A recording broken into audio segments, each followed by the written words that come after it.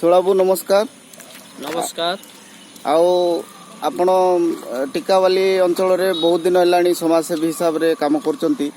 एई 2 दिन तले स्थानीय सरपंच सहित आपण टिकावाली हाई स्कूल रे विजिट करे परिदर्शन करने पे जाइथिले।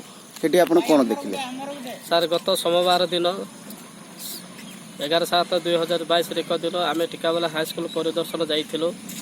सेठी देखिलु जे पिला माने वर्षा रे भिजी भिजी खुला पड़िया रे मध्याह्न भोजन करुछंती। आ एटा हमको अत्यंत दुख लगिला।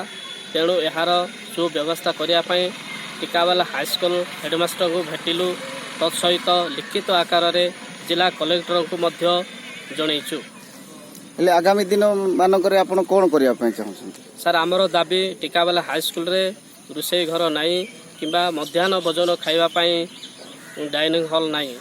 यह शीघ्र यथाशीघ्र कले आम भल आपणक भल होगा सहित टिकाली अंचल किसी उन्नति हेबो बोली आपण चिंता करछंती? निश्चित सर। आ बाद आपण कोन अनुभव कले टिकावाली हाई स्कूल रो विषय टिके कोंतु? सर सब ठीक 5 योजना सब ठीक ठाक तो अच्छी, किंतु आमको यही 2 जोटा रोषेई घर आउ डाइनिंग हॉल निहाती वर्तमान करवा दरकार, जेहेतु वर्तमान वर्षा परिस्थिति आछि।